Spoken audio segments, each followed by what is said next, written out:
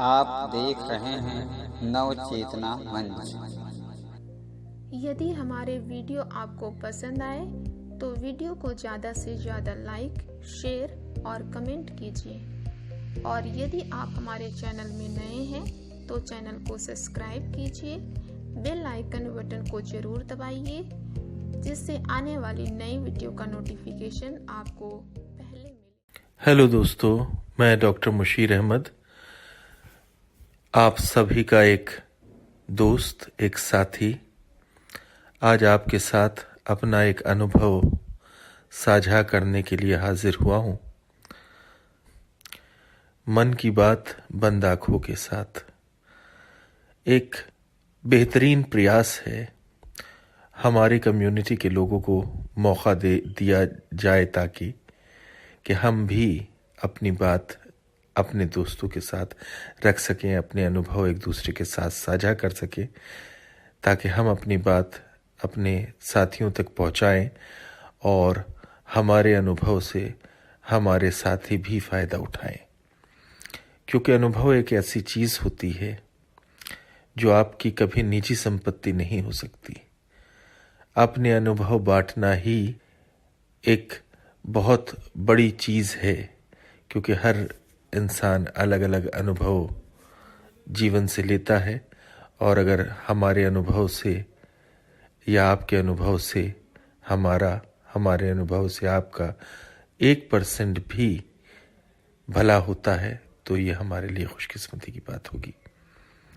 दोस्तों, आज मैं एक अपने साथ हुए हादसे को लेकर हाजिर हुआ हूँ और उस हादसे के तहत मेरे साथ जो भी अच्छे बुरे अनुभव रहे वो आपके साथ साझा करना चाहता हूँ। बात है सन 2019 दिसंबर 12 की। मैं बात शुरू करते हुए ही आपको थोड़ा सा बैकग्राउंड में लेके चलूँगा ताकि जो पूरा घटनाक्रम है वो आज विस्तार पूर्वक सबकी समझ में आ सके। मैं ख्वाजा मोइनुद्दीन चिश्ती लैंग्वेज यूनिवर्सिटी, जो कि लखनऊ में एक राज्य विश्वविद्यालय है, इसके डिपार्टमेंट ऑफ बिजनेस एडमिनिस्ट्रेशन में एसोसिएट प्रोफेसर के तौर से कार्य कर रहा हूँ। पिछले साल यानी कि सन 2019 दिसंबर की ये बात है। उस वक्त मैं इवैल्यूएशन इंचार्ज था, यूनिवर्सिटी की सारी कॉपियाँ जचवा रहा था। मेरे साथ यूनिवर्सिटी की एक और female colleague additional evaluation incharge थी। हम दोनों मिलके सारी कॉपीज यूनिवर्सिटी की अलग अलग सब्जेक्ट्स की जचवा रहे थे। 12 दिसंबर की शाम को मेरी एक दोस्त की शादी भी थी इलाहाबाद में, जिसको अटेंड करने के लिए मुझे जाना था। और इत्तेफाक कुछ ऐसा हुआ कि उस शादी की तैयारी करते करते ऑफिस के लिए मैं 15-20 मिनट लेट हो गया। मेरे घर से मेरी यूनिवर्सिटी लगभग 20 किलोमीटर दूर है और रास्ते में कई जगह जैम भी मिल जाता है, ख़ास तौर से जानकीपुरम और एक जगह आती है जगरानी हॉस्पिटल है, वहाँ पे रोड कटी हुई है तो जैम मिल जाता है। तो अमूमन ऑफिस जाने के लिए मैं ओला का प्रयोग करता हूँ, लेकिन कई बार जब ऐसा लेट हो जाते थे या जैम की स्थिति हो जाती थी तो मैं ओला बाइक का इस्तेमाल कर लेता था। और ओला बाइक में मैंने एक बार जब इस्तेमाल किया ओला बाइक का तो एक लड़का मुझे पिक करने आया। इत्तेफाक से वो मेरे घर के नज़दीक ही रहता था। उससे बातचीत हुई तो उसके साथ एक अच्छी अंडरस्टैंडिंग डेवलप हो गई। रोहन ठाकुर नाम है उसका। तो अमूमन ये होता था कि जब मुझे देर हो जाती थी या ऐसा कुछ होता था कि जैम मिलने की संभावना होती थी तो मैं उसको बुला लेता था। साथ ही साथ अगर मुझे यूनिवर्सिटी के बाद कहीं और जाना होता था, सीधा घर ना आना हो, कुछ काम करते हुए आना हो, तो मैं उसको बुला लेता था, क्योंकि उसके साथ एक अंडरस्टैंडिंग डेवलप हो गई थी और वो भी परेशानी को मेरी समझ गया था, मेरे विजुअल इम्पेयरमेंट को, तो वो मुझे असिस्ट कर देता था। इत्तेफाक से उस दिन भी मैंने उसको बुलाया और वो मेरे साथ बड़ा ख्याल रखते हुए गाड़ी चलाता था, क्योंकि वो जानता था कि मैं 40-50 से ऊपर गाड़ी में मुझे अनकंफर्टेबल फील होने लगता है। उस दिन भी ऐसा ही कुछ था।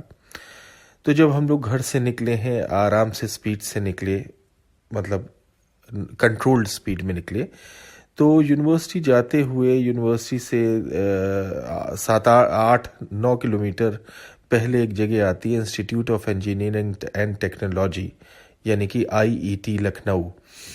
वहाँ पे एक चौराहा है जिसको IET चौराहा ही कहते हैं। रोड तो वहाँ पे वैसे वन वे है, जाने की अलग है, आने की अलग है, लेकिन चौराहा बिल्कुल खुला हुआ है और चौराहे पे कोई डिवाइडर या कुछ इस टाइप का नहीं है। तो चौराहे पे जब हम लोग चल रहे थे, स्पीड गाड़ी की ऐसी 30-35 रही होगी, हमारे सामने एक डाला चल रहा था जिसको छोटा हाथी कहते हैं, और रॉन्ग साइड से एक मुझे उस वक्त तो खैर पता नहीं लगा क्या हुआ, अचानक से मुझे ये महसूस हुआ कि मोटरसाइकिल किसी चीज़ से टकरा के लेफ्ट साइड को हम लोग गिर गए हैं, और मैं पीछे बैठा हुआ था। तो मोटरसाइकिल के पीछे जो पकड़ने के लिए एक फ्रेम टाइप का होता है, मैंने अपनी राइट हैंड की रिंग फिंगर और छोटी फिंगर से उसे पकड़ा हुआ था, लेकिन मैं एकदम गाड़ी से उछल के गिरा, मेरा हाथ भी खिंच गया बहुत बुरी तरह से, और मेरा लेफ्ट पैर डाले के नीचे आ गया। डाले ने इत्तेफाक से ब्रेक लगा लिया, तो पैर तो मेरा नहीं दबा, लेकिन मुझे एहसास हुआ कि मेरे दाहिने पैर पे काफ़ी चोट आई है। जब लोगों ने आके मुझे उठाया तो मेरे पैर से बिल्कुल खून बह रहा था और मैं महसूस नहीं कर पा रहा था कि मेरे साथ क्या हुआ है। और जो लोग मुझे उठाने आए थे वो मुझे उठाने की बजाय मुझे डिवाइडर पे बिठाने लगे ताकि ट्रैफिक क्लियर हो जाए। लेकिन इतने में ही कुछ कॉलेज के स्टूडेंट्स थे, जिसमें से 2 बच्चे बीटेक के थे और एक बच्चा ऐसा था जो बीटेक करने के बाद अभी अभी उसने जॉब ज्वाइन किया था। वो बेचारे एकदम अल्लाह के फरिश्ते बन के कहीं से आए और उन्होंने मुझे उठा के खड़ा करने की कोशिश की। जैसे ही मैं अपने पैर पे खड़ा हुआ तो मुझे लगा कि पैर में हड्डी ही नहीं महसूस हो रही मेरी, और मैं खड़ा नहीं हो पा रहा था। तो मेरी ये समझ में आ गया कि मेरी शायद हड्डी टूट गई है। और भाई मैं देख तो पा नहीं रहा था चूंकि, लेकिन काले रंग की पैंट पहनी हुई थी मैंने, और वो पूरा खून ही खून निकल रहा था उसमें। तो और जो लड़का रोहन गाड़ी चला रहा था उसका कोई पता नहीं। तो मैंने उन बच्चों को बताया, वो बच्चे कपड़े मेरे देख के उनको ये लगा कि ये टीचर हैं, क्योंकि मैंने बाकायदा उस वक्त चूँकि मोटरसाइकिल पे था तो कोट तो मैंने अपने बैग में रखा हुआ था, लेकिन मैंने जैकेट पहनी हुई थी। जैकेट के नीचे सफ़ेद शर्ट टाई वाई लगाए हुए था, एकदम मैं प्रॉपरली जैसे एक एकेडमिशियंस ड्रेसअप होते हैं। तो उनको थोड़ा लगा फिर मैंने कि ये मतलब कुछ शायद प्रोफेसर हैं कहीं। और उस वक्त मैंने उनको बताया, बच्चों को मैंने कहा मुझे मतलब नज़र नहीं आता है, मुझे आंखों की ऐसे ऐसे परेशानी है। तो मतलब मैं क्या कहूँ कि ईश्वर भी कभी कभी आपके पास वाकई अपने फरिश्ते ही भेज देता। उन बच्चों ने बेचारों ने जैसे ये समझा कि मुझे इस तरह की परेशानी है, तो उन बच्चों ने ये नहीं देखा कि मेरे पैर से खून बह रहा है और मैं खड़ा नहीं हो पा रहा हूँ और उनके कपड़े गंदे हो जाएंगे। उन्होंने मुझे अपने कंधों पे बिठा लिया और मुझे एक ई-रिक्शा में बिठाया ताकि वो मुझे हॉस्पिटल लेके जा सके। तब मैंने कहा, मेरे साथ एक लड़का था जो मेरी गाड़ी चला रहा था मोटरसाइकिल, वो देखिए कहा गया। तो उन्होंने बेचारों ने उसको देखा, वो भी अपनी गाड़ी उसकी थोड़ी डैमेज हुई थी, चूँकि वो आगे था तो लेग गार्ड था, उसको तो चोट नहीं आई। पीछे मैं था, मुझे ज़्यादा चोट आ गई, उसको मामूली चोटें आई थी। फिर मैंने कहा, मेरा बैग था, बैग में मेरे फ़ोन थे, 2 फ़ोन थे। तो उन्होंने बेचारों ने, बच्चों ने वो भी देख के उठाया, क्योंकि बैग खोल के बैग का जो टांगने वाला स्ट्रैप होता है वो खोल के रोड पे गिर गया था बैग। तो फिर मैंने गाड़ी में बैठे लगातार इधर मेरे यूनिवर्सिटी से कॉल आ रहे थे कि आप आए नहीं, पहुँचे नहीं। तो वो तो पोजीशन ही नहीं थी फ़ोन उठाने की उस वक्त। तो जब वो बच्चा आया रोहन, तो मैंने सबसे पहले उससे यही पूछा, मैंने कहा, बेटा तुम्हें तो चोट नहीं आई? तो कहने लगा, सर थोड़ी बहुत लगी है, लेकिन आपके बहुत खून बह रहा है। मैंने कहा, बेटा क्या है, बस यहाँ से किसी तरह से मुझे मेरे घर ले चलो ताकि मैं वहाँ हॉस्पिटल में जाके दिखा सकूँ। इन बिटवीन मैंने रोहन के फ़ोन से अपने भाई को फ़ोन मिलवाया, क्योंकि उस वक्त टॉक बैक पे फ़ोन यूज़ करना मेरे लिए पॉसिबल नहीं था। तो रोहन ने मुझे फ़ोन मिला के दिया। घर पे इत्तेफाक से उस दिन मेरे भाई मौजूद थे। तो मैंने अपने भाई को, अपने पिताजी को बताया कि ऐसे ऐसे एक्सीडेंट हुआ है। तो वो कहने लगे, हम आ रहे हैं फ़ौरन वहाँ, कितनी लगी है, तुम्हें क्या लगी है? तो मैंने उनसे कहा, आप ना आइए, यहाँ पे एक हॉस्पिटल है, फोर्ड हॉस्पिटल। इत्तेफाक से मैंने हेल्थ इंश्योरेंस पॉलिसी ली हुई थी, तो वहाँ पे कैशलेस ट्रीटमेंट होने का था कि कैशलेस ट्रीटमेंट हो जाएगा, मेरा पैसा नहीं लगेगा और ट्रीटमेंट हो जाएगा, डायरेक्ट इंश्योरेंस कंपनी उनको पे करेगी। तो मैंने भाई से कहा कि आप फोर्ड हॉस्पिटल पहुंचिए और मैं वहीं आ रहा हूं। मुझे कुछ बच्चों ने मुझे मदद की है मेरी, और रोहन भी मेरे साथ आ रहा है और वो बच्चे भी मेरे साथ आ रहे हैं। किसी तरह से जब हम ई रिक्शा से आगे बढ़े, ई रिक्शा वाले को लगा कि कहीं कोई पुलिस का मामला ना हो जाए, ये ना हो जाए, वो ना हो जाए, तो वो कहने लगा मेरी बैटरी जा रही है सर, मैं आपके घर तक नहीं छोड़ पाऊंगा। तब उन बच्चों ने मेरे ओला की, वो बेचारे चारों लोग, जिसमें एक रोहन था जो मेरी गाड़ी चला रहा था, और बाकी 3 बच्चे, जो 2 बीटेक जो कर रहे थे और एक बच्चा जो बीटेक करके जॉब अभी अभी उसने ज्वाइन किया था, वो सब बैठे। उन्होंने मुझे गोद में उठा के फिर से कार में बिठाया। मैं दर्द से कर रहा था, बस हिम्मत का दामन पकड़े हुए था, और वहाँ से हम लोग फोर्ड हॉस्पिटल के लिए निकले। गाड़ी बड़ा ओला वाला अपने हिसाब से चला के लाया, मतलब जिस रास्ते से हम जाते हैं उससे ना जाके अलग रास्ते से। वो ये समझ गया कि इस वक्त भाई ये ऐसी पोजीशन में है तो रास्ता लंबा कर लो तो पैसा इनसे ज़्यादा मिल सकता है। तो जो चीज़ मेरी, जिसको कह लीजिए जहाँ तक का किराया 150 पौने 200 लगता, वहाँ तक का 300 उसका किराया उसने बना दिया। किराए जब हम पहुँचे तो बच्चे पैसा देने लगे, लेकिन हमारे ब्रदर वहाँ पहुँच गए थे, तो मैंने भैया से कहा पैसा निकाल के। उस हालत में भी मैंने दिया, और बच्चे वहाँ से मुझे, बच्चों ने व्हील चेयर पकड़ी, और हॉस्पिटल के लोग भी थे और मेरे साथ वो आए। फिर वहाँ पे सबसे पहले मेरा एक्सरे हुआ। मैं पूछ रहा था सबसे क्या हुआ है क्या नहीं हुआ है, कोई मुझे कुछ बता नहीं रहा था हॉस्पिटल का स्टाफ, क्योंकि वो भी पूरी तरह से समझ नहीं पा रहे थे कि दरअसल क्या मामला हुआ है, क्योंकि एक्सरे होना था, डॉक्टर आए नहीं थे। उन्होंने एक्सरे किया, तब मुझे पता नहीं लग पाया तब भी कि असल में क्या हुआ है। फिर इमरजेंसी में ले गए, उन्होंने मेरी ड्रेसिंग की, क्योंकि घुटना मेरा उसमें टूट गया था और मेरा 4 लेग जिसे पिंडली कहते हैं वो बिल्कुल टूट गई थी। तो इतने में उन्होंने ड्रेसिंग करके, इतने में डॉक्टर साहब आए, उनसे बहुत पूछा।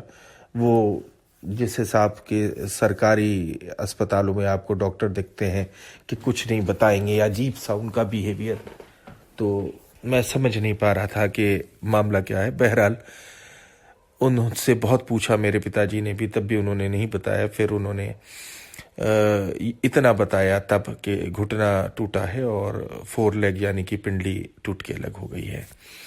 मैं दर्द से कराता रहा, उन्होंने ड्रेसिंग करवाई मेरी और प्लास्टर ऐसे हालत में चढ़वा दिया। मैं कंफ्यूज इस बात से था कि साहब जब इतना जख्म लगा है उसके बाद प्लास्टर चढ़ाने का क्या मतलब है। जख्म के ऊपर अगर प्लास्टर लगा देंगे, इस तरह से इन्फेक्शन हो जाए या कुछ हो जाए, फाये जम जाएंगे, वो कैसे छूटेंगे। लेकिन कुछ बताने के बजाय उन्होंने फौरन अपना प्लास्टर करा दिया, और बार बार उनका ध्यान इसी बात पे था कि साहब आपकी कितने की पॉलिसी है क्या नहीं है।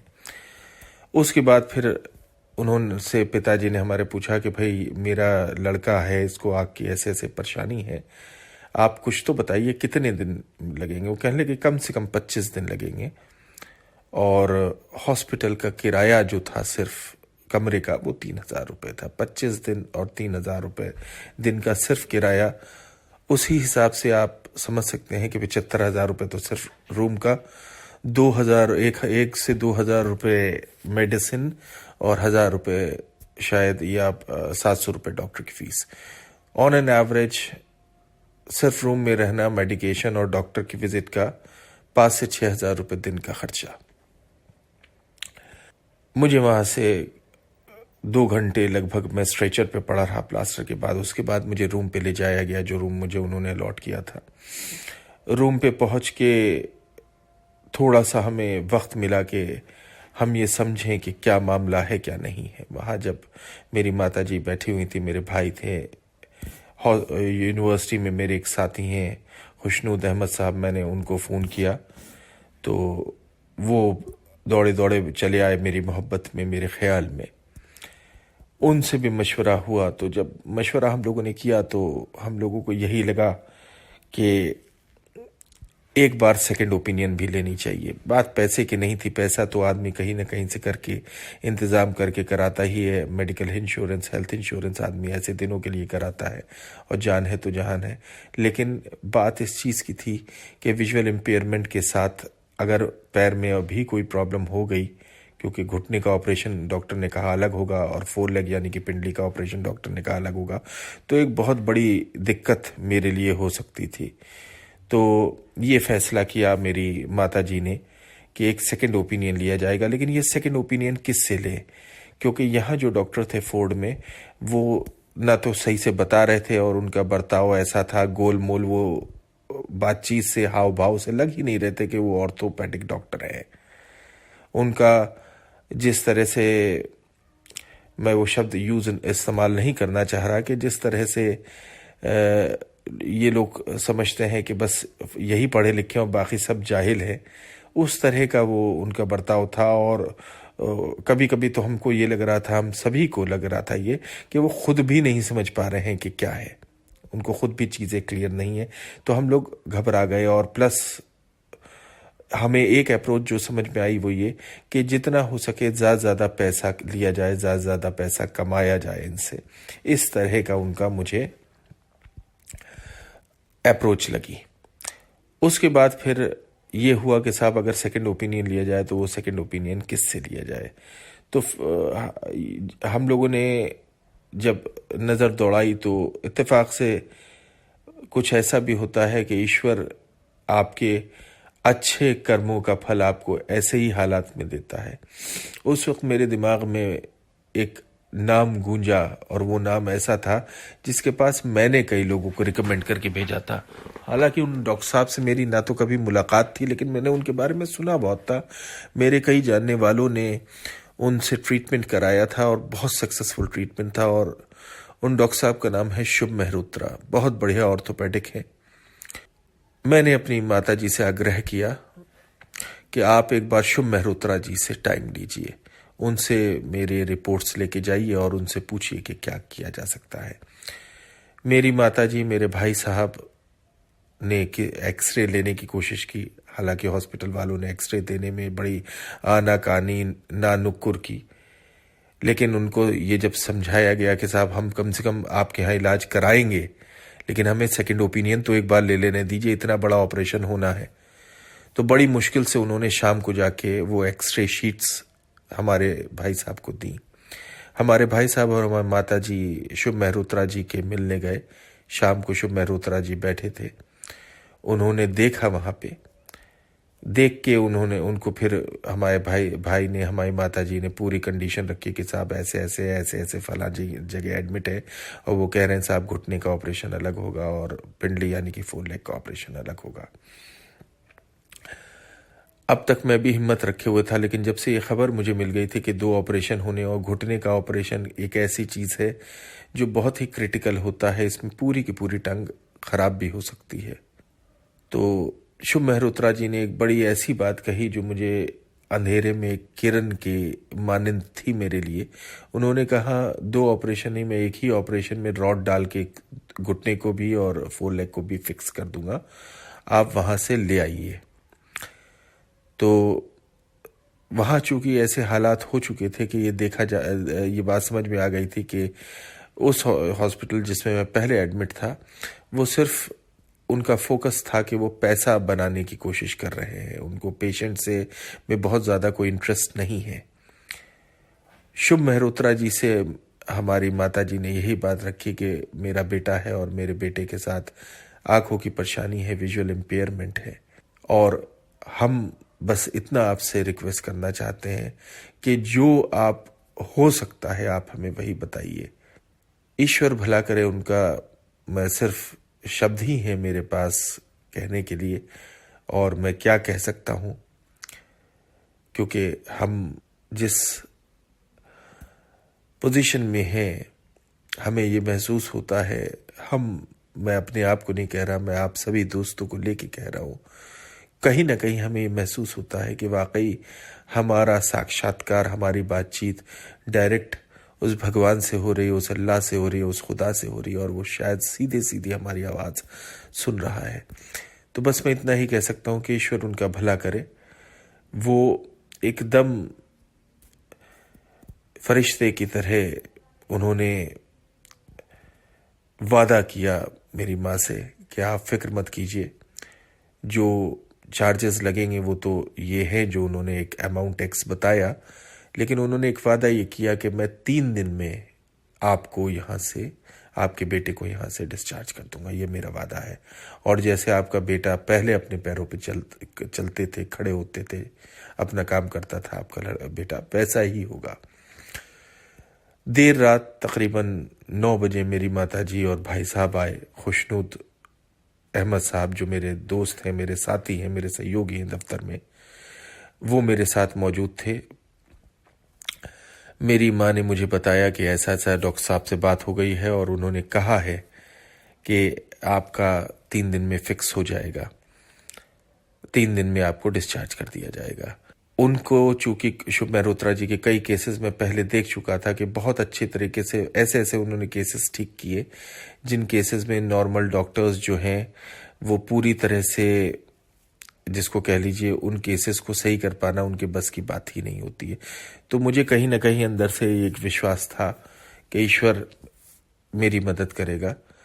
अब बात इस बात पे आ गई कि साहब ये तो बात अपनी जगह हो गई, लेकिन अब ऐसा क्या, हॉस्पिटल से अगर हमें शिफ्ट करना है तो हम कैसे करें, क्योंकि हॉस्पिटल इस चीज़ पे की कोशिश यही थी कि हमारा ट्रीटमेंट हॉस्पिटल में ही किया जाए। नेक्स्ट डे मेरे भाई ने, मेरी मदर ने डिस्चार्ज के लिए बात की तो हॉस्पिटल वालों ने ये कहा कि साहब डिस्चार्ज नहीं हो सकता जब तक डॉक्टर साहब नहीं आएंगे। जब डॉक्टर साहब आए तो उनसे कहा गया कि साहब हम डिस्चार्ज कराना चाहते हैं, तो डॉक्टर साहब ने पहले तो नानुक्कुर किया और यही कहा कि भाई आप यहीं कराइए, आपको क्या प्रॉब्लम है, आपका तो इंश्योरेंस भी है, आपको कहीं से कुछ और करना नहीं है, आपको किसी चीज़ की फिक्र नहीं है। लेकिन जब हमारी माताजी ने रखी बात कि हम ने एक सेकंड ओपिनियन लिया है और हम वहाँ जाना चाह रहे हैं तो आप हमें जाने दीजिए, तो डॉक्टर साहब ने फिर कहा कि ठीक है, यदि आप का मन नहीं है यहाँ कराने का तो आप जा सकते हैं। उन्होंने कहा बिल बनाइए। अब आप विश्वास मानिए, एक दिन में सिर्फ दोपहर से अगले दिन सुबह 10 बजे तक उस हॉस्पिटल में रहा और अच्छा खासा उन्होंने तकरीबन मोटा माटी 35 से 40 हज़ार के बीच का बिल एक दिन का बनाया। मजबूरी में इंसान क्या कर सकता है, वो पैसा मुझे कैश देना पड़ा। इंश्योरेंस पॉलिसी में वो कैशलेस नहीं हुआ। वहाँ से निकल के मैं शुभ मेहरोत्रा जी के आया तो जीवन में पहली बार मैं एम्बुलेंस में बैठा था, चल सकता नहीं था, स्ट्रेचर पे मुझे ले जाया गया और वही स्ट्रेचर एम्बुलेंस में रखी, फिर वही उसी स्ट्रेचर के ज़रिए शुभ मेहरोत्रा जी ने मुझे मेरे जो रूम दिया था वहाँ तक पहुँचाया। मेरे पहुँचते ही शुभ मेहरोत्रा जी अंदर आए और मैं तारीफ करना चाहूँगा शुभ मेहरोत्रा जी के कैरेक्टर की कि आते ही उन्होंने मुझे एक मरीज़ की तरह नहीं, एक इंसान की तरह देखा। आते ही उन्होंने सबसे पहले मुझसे हाथ मिलाया, डॉक्टर की हैसियत से नहीं, एक दोस्त की हैसियत से, कि डॉक्टर साहब आप परेशान ना होइए, अब आप यहाँ आ गए हैं, अब आप यहाँ आए तो स्ट्रेचर पे हैं, लेकिन यहाँ से भेजूंगा मैं आपको आपके पैरों पे खड़ा करके। वो एक सेंटेंस ऐसा था जिसको सुन के मेरा विश्वास, जिस विश्वास से मैं वहाँ आया था, वो और मजबूत हो गया। उनकी आवाज़ में, उनकी बात में सच्चाई मुझे महसूस हुई और वाकई मैंने अपने मन की खुली आंखों से उस सच्चाई को महसूस किया, उस सच्चाई को देखा। उन्होंने मुझे चेक किया और चेक करने के बाद उन्होंने बाकायदा प्लास्टर कटवाया और मेरे फाये जो जख्म पे मेरे रखे हुए थे वो किसी तरह निकलवाए। बहुत दर्द मुझे हुआ और जब मेरा पैर उठाया जा रहा था तो हड्डियां कड़कड़ कड़कड़ कड़कड़ आवाज़ आ रही थी क्योंकि अंदर हड्डियां टूट चुकी थी। उन्होंने कहा कि आपका मैं कल सुबह ऑपरेशन करूंगा। ये बात है 13 तारीख को मैं डिस्चार्ज होके गया हूँ। उन्होंने कहा 14 तारीख की सुबह मैं आपका ऑपरेशन करूंगा। 14 तारीख का उनका ओटी था और सुबह उनके एक ऑपरेशन लगा हुआ था, उसके बाद मेरे ऑपरेशन की बात थी। खुशनूद भाई 12 तारीख को भी मेरे साथ रुके थे हॉस्पिटल में। मैंने अपनी माता जी को भेज दिया था, अपने भाई साहब को भेज दिया था क्योंकि वो सारे दिन दौड़ते थे। खुशनूद भाई 12 को भी रुके वहाँ भी, यहाँ 13 को भी खुशनूद भाई न जा सके मुझे छोड़ के और मेरे साथ ही रुके। 15 तारीख यानी कि 15 दिसंबर को मेरे दोस्त खुशनूद भाई की शादी की सालगिरह थी, पहली से शादी की सालगिरह थी और मेरी वजह से उन्होंने अपनी वाइफ को भी बताया कि सर का ऐसे ऐसे एक्सीडेंट हो गया है और मैं नहीं आ सकता हूँ, क्योंकि वो लखनऊ में नहीं रहते, वो लखनऊ के बाहर रहते थे। और मतलब मुझे गर्व है ये बताते हुए कि आज भी ऐसे दोस्त मौजूद हैं जो अपनी शादी की पहली सालगिरह अपने दोस्त की तीमारदारी की वजह से ना मनाई, जिन्होंने। मुझे गर्व है ऐसी दोस्ती पे। और मैं आप लोगों के माध्यम से एक बार खुशनूद अहमद जो हमारे दोस्त हैं उनका शुक्रिया अदा करना चाहूँगा। तो 13 तारीख को वो खुशनूद भाई मेरे साथ रुके। 14 तारीख की सुबह मेरे पिताजी, मेरी माताजी, मेरे एक दो दोस्त और आ गए और ये था कि ऑपरेशन हो जाएगा। मेरा कभी मैं हॉस्पिटल में एडमिट नहीं हुआ था आज तक, पहली बार मैं हॉस्पिटल में एडमिट था। मेरे कान गैलरी में ही लगे हुए थे कि अब स्ट्रेचर आएगी और अब मुझे ले जाएंगे। बार बार मैं घबरा रहा था, डर रहा था, लेकिन और कोई चारा नहीं था। मेरे मन में तो ये आ रहा था कि मैं उठ के भाग जाऊं, मैं अंदर ना जाऊं, किसी भी तरह मैं भाग जाऊं, लेकिन वो शायद मुमकिन नहीं था, क्योंकि मेरे पैर के ऐसे हालात थे कि मैं अपने पैरों पे चल के जा नहीं सकता था। ऑपरेशन के अलावा मेरे पास और कोई चारा नहीं था। मैं अपने मन में धीरे धीरे अपने आप को मना रहा था कि नहीं, किसी भी तरह से कुछ ऐसा कर लो कि बच जाओ। लेकिन मैंने जब ये समझ लिया कि मेरे पास और कोई रास्ता नहीं है, मेरा पैर जब भी ठीक हो सकता है जब ये ऑपरेशन में करा लूँ, तो मैंने किसी तरह से अपने मन को समझाया, अपने मन को मनाया और अपने मन को एकाग्र किया और उसी परम शक्तिमान, उसी खुदा पे, उसी ईश्वर पे, उसी अल्लाह पे, उसी भगवान पे विश्वास किया और ये जानते हुए विश्वास किया कि मैंने जीवन में बहुत चैलेंजेस फेस किए हैं। ये शायद एक और चैलेंज है भगवान का मेरे लिए, मेरे निश्चय को, मेरे विश्वास को, मेरी सेल्फ कॉन्फिडेंस को, मेरे आत्मविश्वास को और मजबूत करने के लिए ईश्वर का ये एक और इम्तिहान है। मैंने अपने आप को तैयार किया।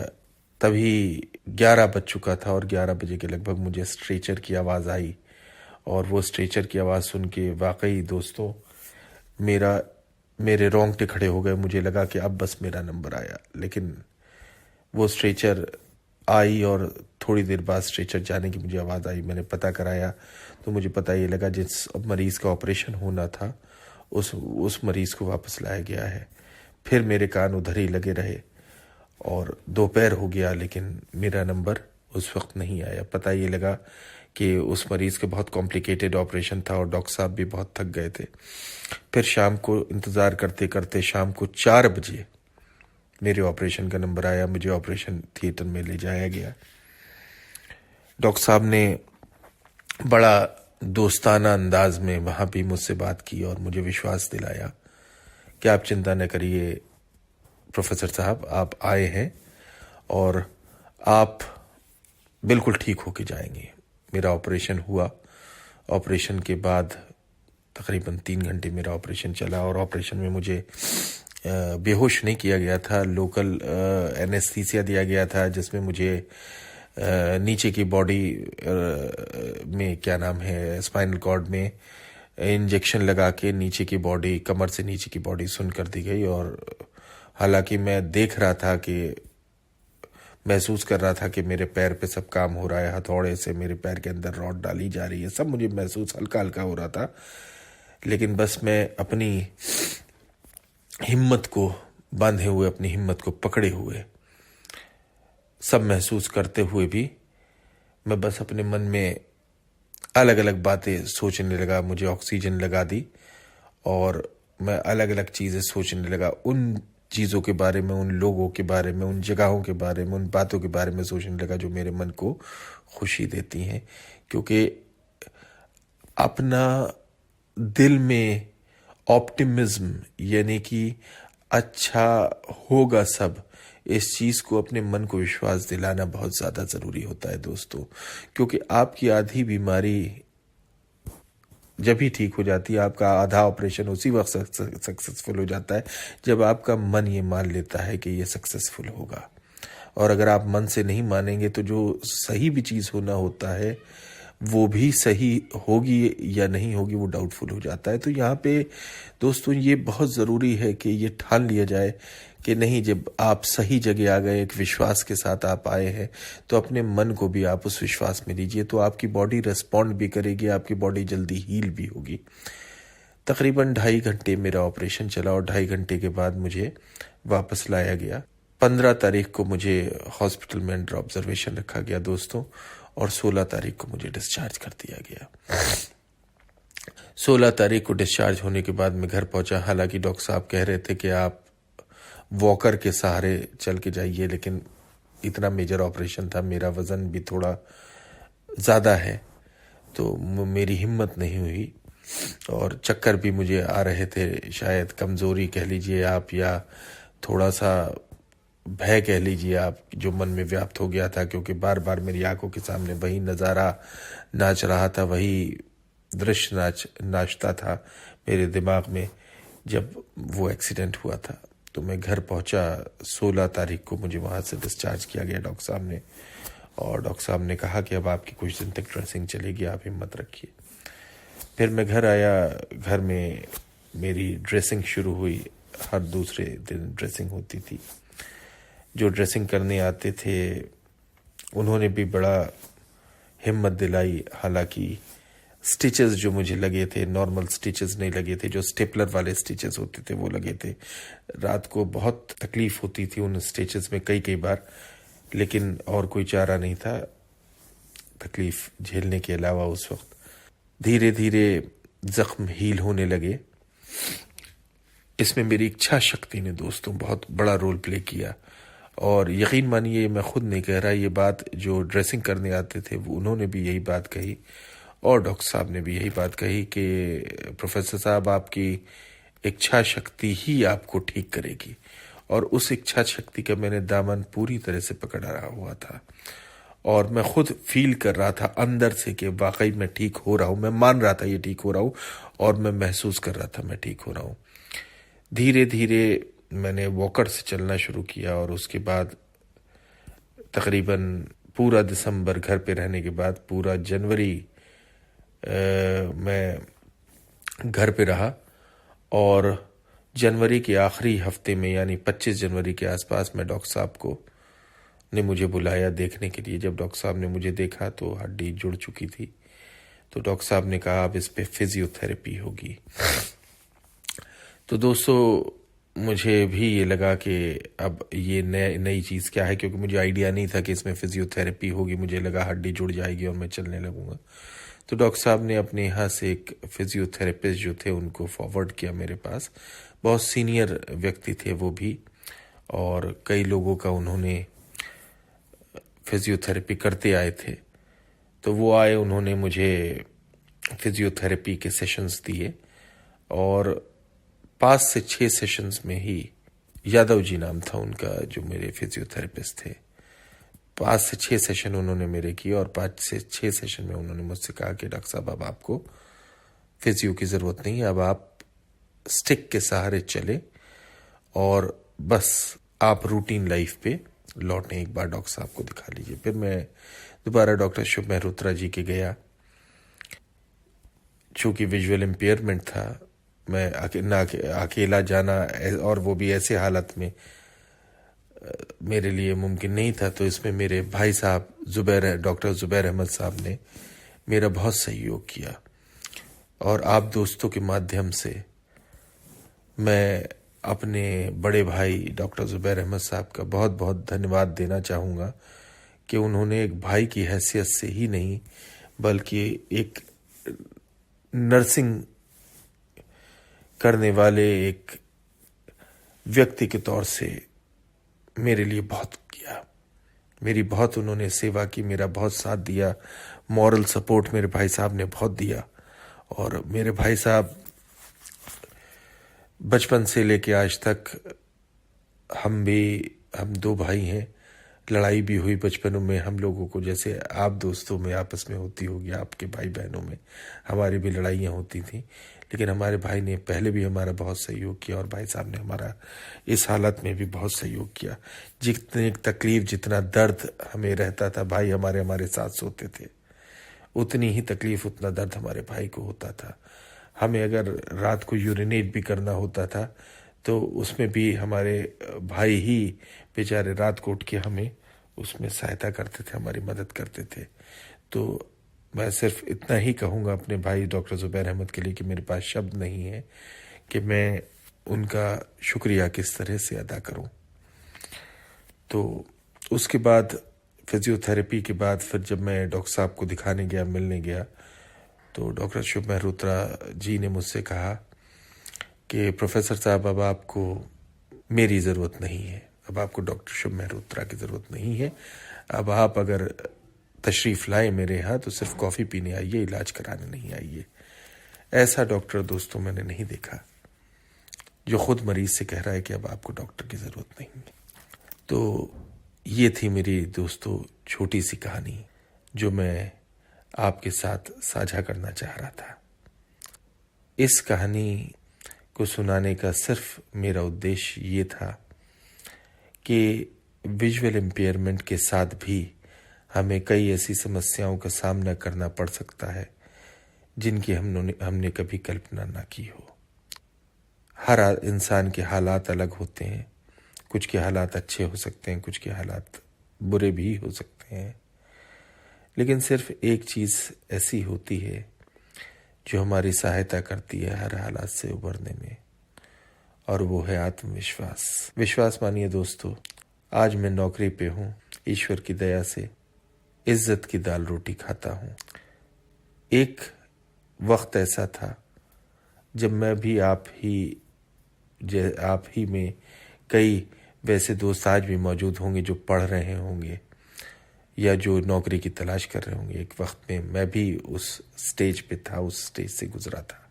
लेकिन बस मैंने जिस समय मुझे अपने बचपन में ये अंदाज़ा हुआ था कि मेरे साथ विजुअल इम्पेयरमेंट है, क्योंकि उस समय तो हमें नहीं पता होता कि जैसा हमारी आंखों की स्थिति है वैसे ही दूसरों की है या उससे बेहतर है, क्योंकि हमें तो ये लगता है कि जिन आंखों से हम दुनिया को देख रहे हैं हमें लगता है कि दूसरे का भी स्टेटस यही होगा।